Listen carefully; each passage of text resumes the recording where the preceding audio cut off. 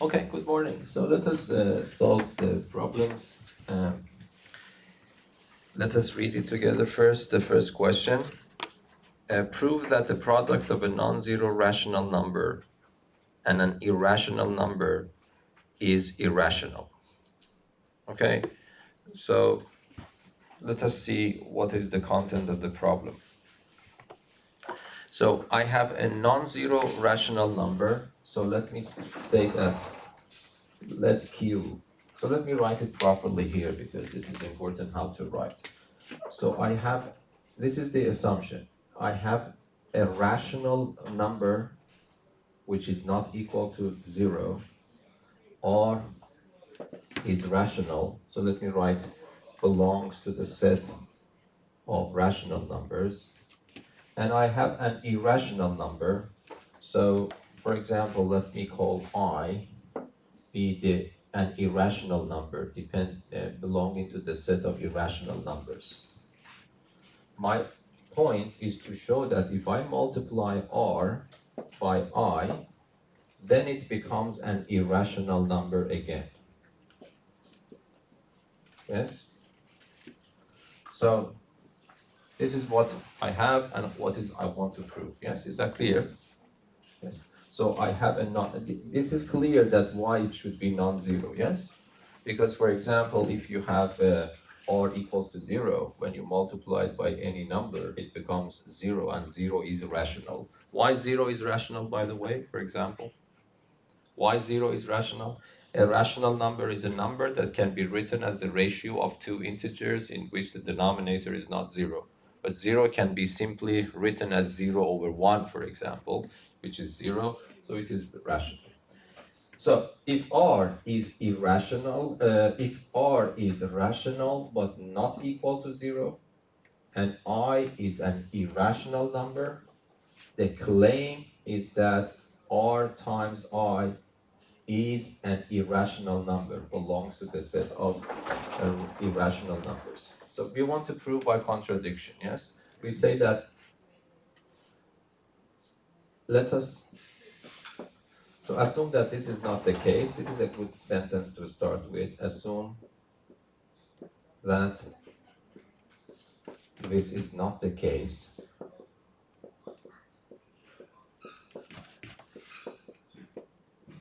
So you need to know how to write properly. This is not the case, and what happens? My claim is that R times R is not rational. Yes, but if this is not the case, and R times I is rational. Yes? Okay, then what happens? Many of you try to prove that if I divide two rational numbers, the answer becomes rational. That is not wrong, but that is not, to be honest, I expected. So you can just simply consider this as a fact. If I have two rational numbers, when I divide them, it becomes rational. So my intention was not to force you to prove that statement, but if you have done it, that's okay. Why is that? If you give me two rational numbers, it means that the first one can be written as a fraction a over b, in which a and b are integers, and if I have another rational number, say m over n, m and n are integers. That is clear that if I divide them, it still becomes a rational number, okay?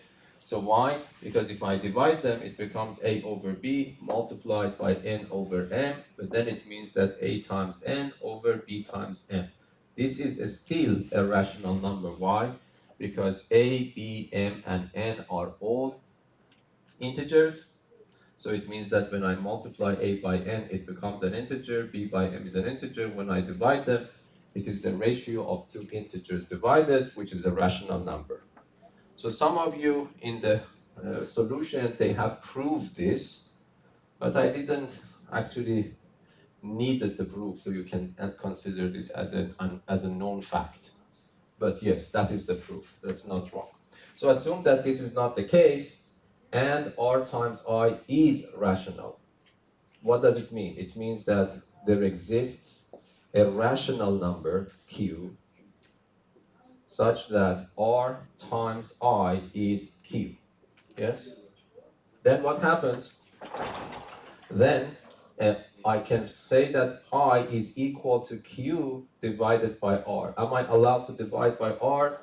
Yes, because it is granted in the problem that R is not 0. So I can divide. And then what happens? Q is rational, R is rational. According to what we showed there, which I didn't use to write it down explicitly, if I have two rational numbers, when I divide them, it becomes rational. So this is a contradiction, yes, because this number is a rational number, this number is an irrational number, but now we are saying that an irrational number is equal to a rational number. This cannot happen, yes?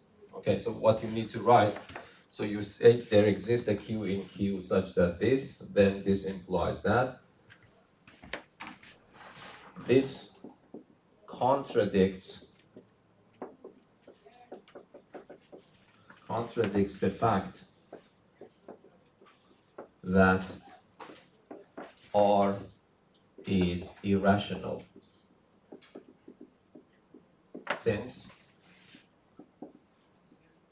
Q over R being the ratio of two rationals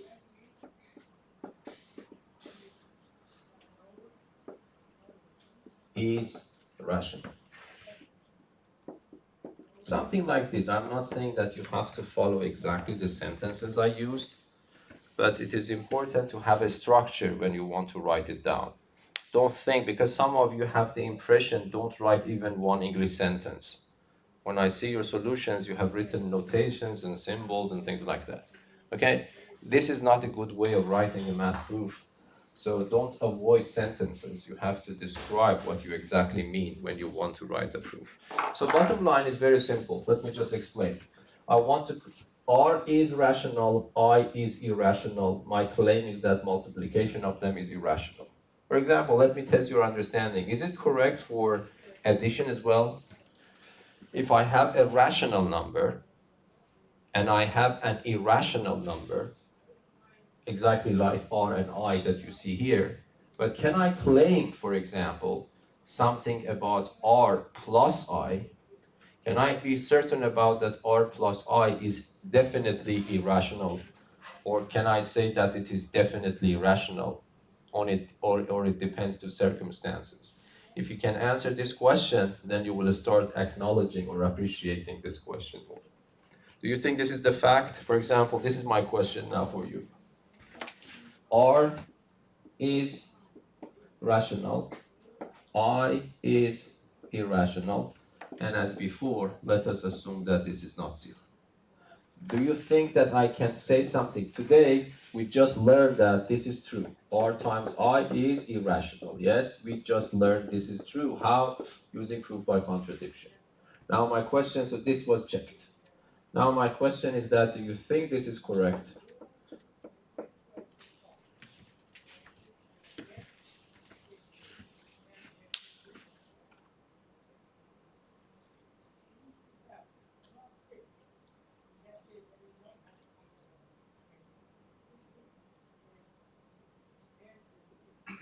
Just think a little bit about it.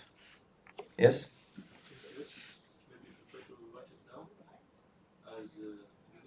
As we did for the previous one. So that's another example, yes? So you say that, okay, you want to prove this is true. Your claim is that if I have a rational number and an irrational number, when I add them up, it becomes irrational. Okay, again, how can you prove it using proof by contradiction? You would say that, okay, now let us assume that this is not the case. If this is not the case, it means R plus I is Q, but Q is rational.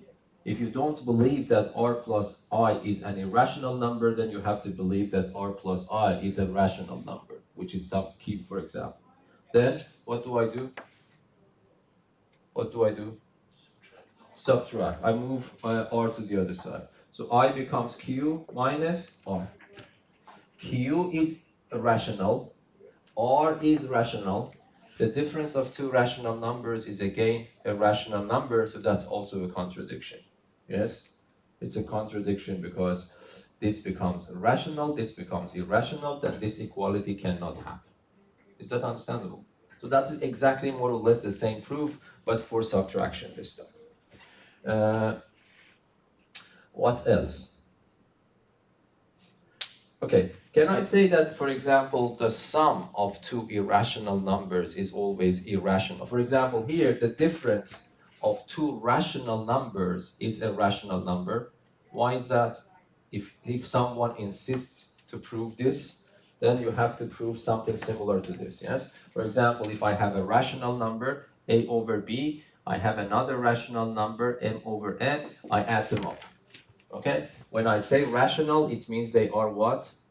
They are integers, b is not 0, m and n are integers, n is not 0. But we know that if I want to add them up, I have to take the common denominator, then it becomes an plus mb, but then it's also a rational number. Why? Because a, n, and b are all integers, so the product and the sum are integers, and this is also an integer, so that's correct. Yes? So the sum of two rational numbers is a rational number. This is a direct proof. It's not an indirect proof. You just say that, okay, I have two rational numbers, I add them up, it becomes again a rational number. Okay, let me just test your understanding. Is it also true for irrational numbers? If I give you two irrational numbers, do you think it is guaranteed that the sum is always irrational?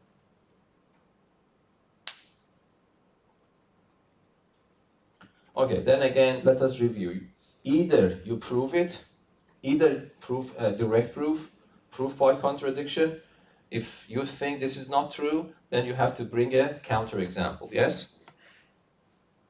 I don't think it's true. So then it means that you need to provide a counterexample for me. Let's say pi minus pi. Yeah, very good. So pi and pi are both irrational numbers. The difference between them is 0, and 0 is of course rational. Or what about the sum? The sum is also the sum. What about the sum? The rational was very trivial. The difference was very trivial. So pi minus pi. Yes, pi is irrational. Square root of 2 is irrational. Square root of 2 is irrational. But if I subtract them, it becomes what? It becomes 0. 0 is rational.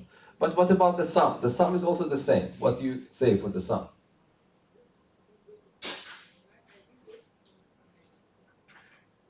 What about the sum? The sum of two rational numbers. Okay. Square root of 2 and minus the square root of 2. Why minus the square root of 2 is irrational? We just showed that. Minus the square root of 2 can be viewed as minus 1 times the square root of 2. Minus 1 is rational. A square root of 2 is irrational. We just proved that the product of one rational and one irrational is irrational. So the negative of every irrational number is still irrational. Yes? But you can also think about this. What about this number? Do you think this number is rational or irrational? 2 minus the square root of 2.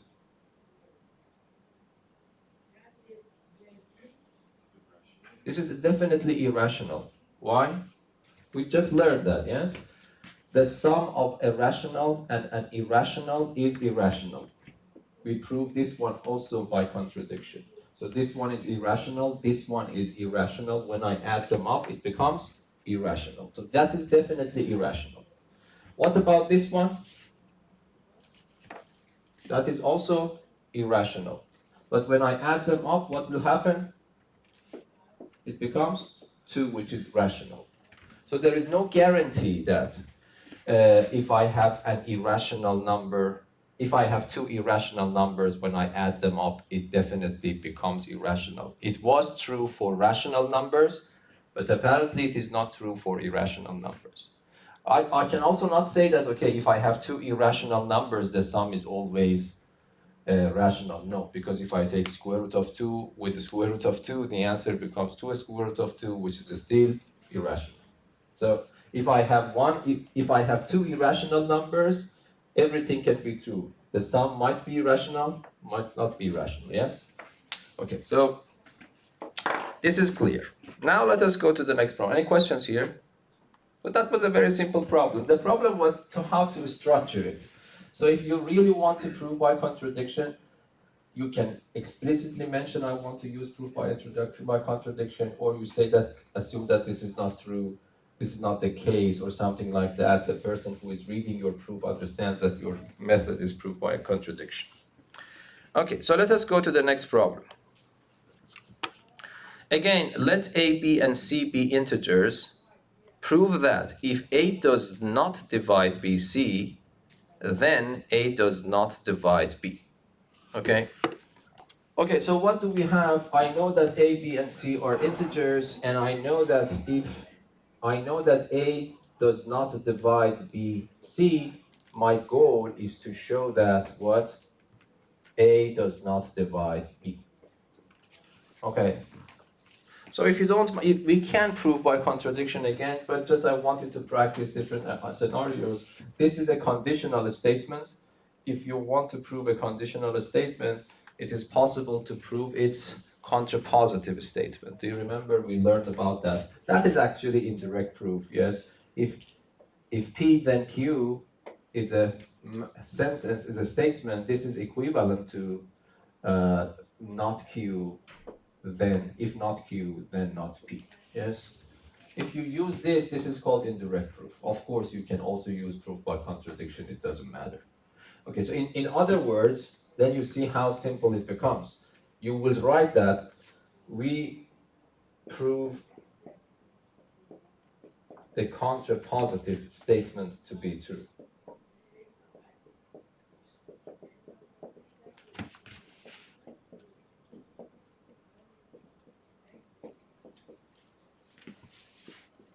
So you need to write some sentence that the person who is reading your proof understands what method you are going to use. Is true. I don't need to write so many strange words. Is true. Okay, how should I do that? Can you tell me what is the contrapositive statement? I have to reverse the order and negate them. Okay, so what is that? Then it means that negation of A does not divide B, then negation of A does not divide BC, but no one writes this because we have a simpler notation. This is not the case that A does not divide B, means A divides B, and I want to prove that A divides BC, and then it becomes extremely simple. Yes? Okay, so instead of proving what is given to you in the problem, you just write this sentence and write the contrapositive and prove this one. Now here, this is your assumption, this is your conclusion, this is how the problem was stated originally, but using this idea, this is your assumption, this is your statement. This is your conclusion. So I would need to go from here to here, which is extremely a standard problem. So I would say that when you tell me A divides B, I am allowed to conclude that there exists a Q in Z such that B is equal to AQ. So it becomes a direct proof now. Okay, so what happens now? If B is equal to AQ, you know that you need BC, so it motivates you to multiply everything by C. So it becomes BC is equal to AQC, but from the experience you got in number theory, you can put these together, you can put these two numbers in together, Q times C, and the important thing is that what type of number is it? It is an integer because Q is an integer and C is also an integer. So it means that BC is an integer multiple of A. This means that A divides BC. This is the structure of the proof if you want to use the contrapositive statement. So you just replace your conditional with your contrapositive conditional and just forget about the original problem and prove the new problem. Okay? But if you want to write a proof by contradiction, how do you start the sentence? If you want to prove by contradiction, you can say that, okay, this is the goal now, this is your assumption, this is what you want to prove. You say something like this, assume that this is not the case And what happens? My goal is to show that this happens. If this is not the case, and A divides B. That's more or less the same thing, don't you see that? Yes? Assume that this is not the case and A divides B. Then what happens? Then A divides B means there exists a Q belonging in Z to A, so that B is equal to AQ. And then I will do the same thing. I multiply by C, and then I conclude that A divides BC. Okay? And the only thing that I write is that this is a contradiction. This is against my assumption. This contradicts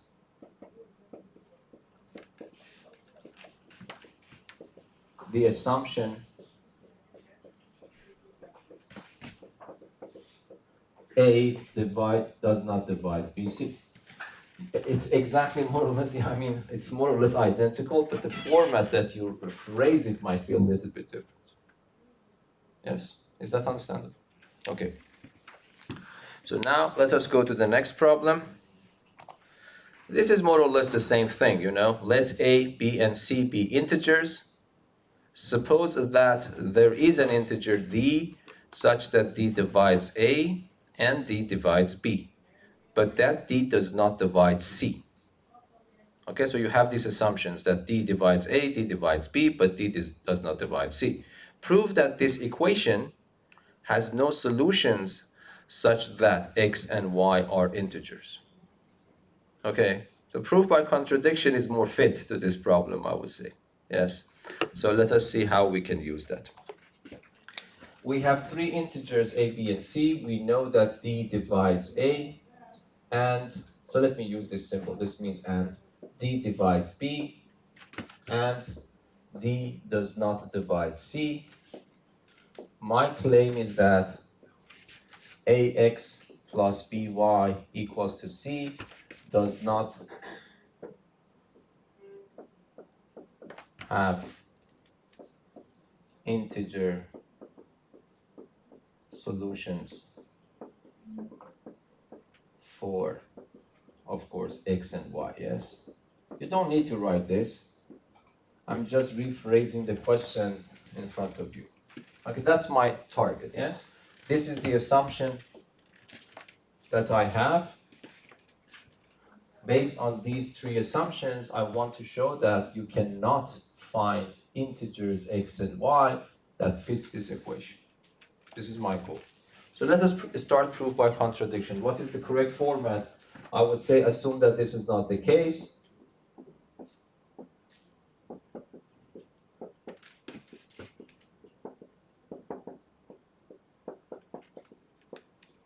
And you need to write, and what? And this has integer solutions, okay? And AX plus BY has integer solutions. Let me write X naught and Y naught. Okay? So what does it mean? When you say that X naught and Y naught are solutions to this equation, what does it mean? It means that AX naught plus BY naught is equal to C. That's the meaning of being a solution. It means that if you replace X and Y with those particular numbers, X naught and Y naught, that equation should hold. That's the meaning. Okay. On the other hand, you say that D, so this is one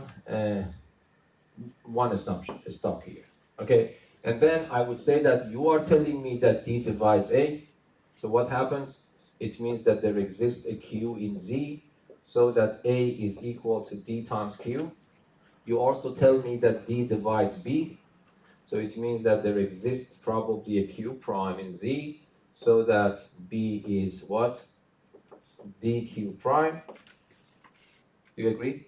And now I will try to construct this out of these. I haven't used that assumption yet. I have reserved this for my contradiction.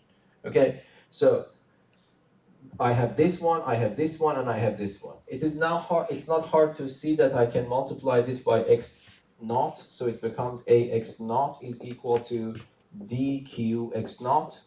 Here I will multiply this by y naught because it becomes by naught equals to dq prime y naught. And then you know that what is the goal? The goal is to add them up because I want to somehow construct this. So I will add them side by side. It becomes ax naught plus by naught equals to what? This one plus that one. But you have experience enough about this, so I take it d out. So it becomes d times what? Qx naught plus q prime y naught. But what type of number is this?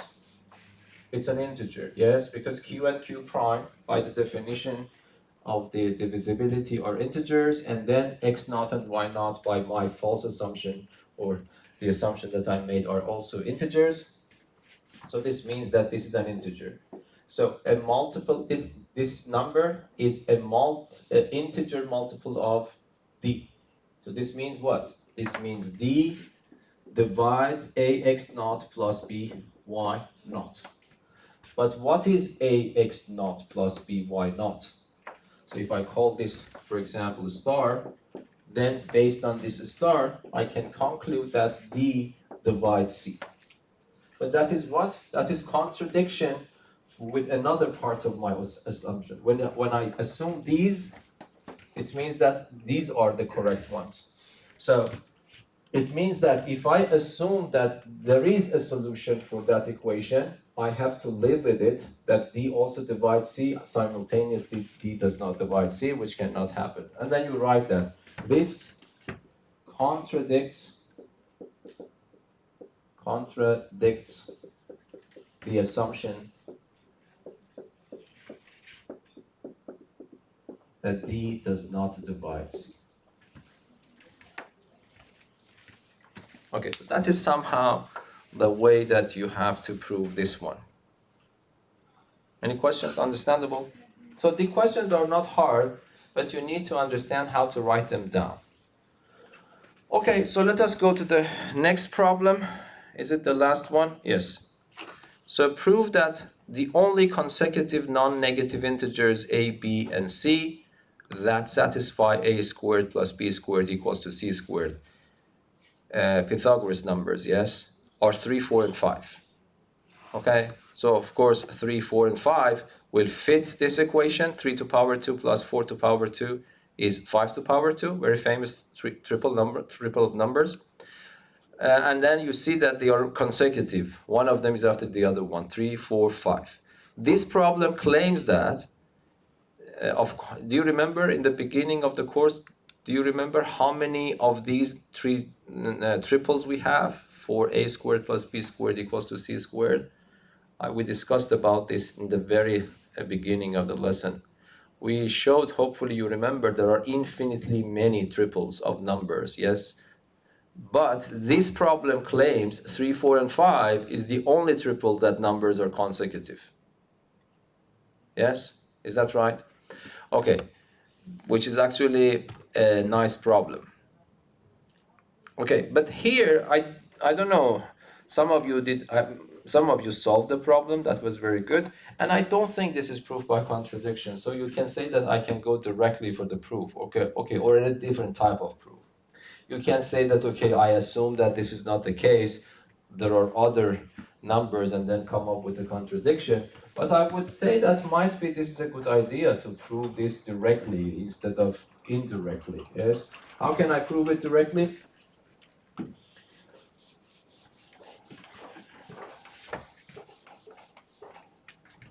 Okay, so I would say that let us try to explore how many possibilities are there for three non-negative integers satisfying this equation and being consecutive.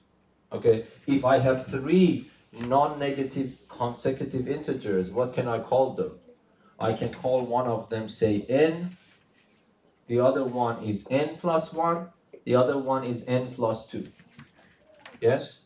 And I want to solve that equation, a squared plus b squared equals to c squared, for this case, that one of them is n, the other one is n plus 1, the other one is n plus 2. And somehow I want to fine-tune this n exactly to one case. yes? But which one plays the role of A, which one will play the role of B, which one play the role of C? A is N.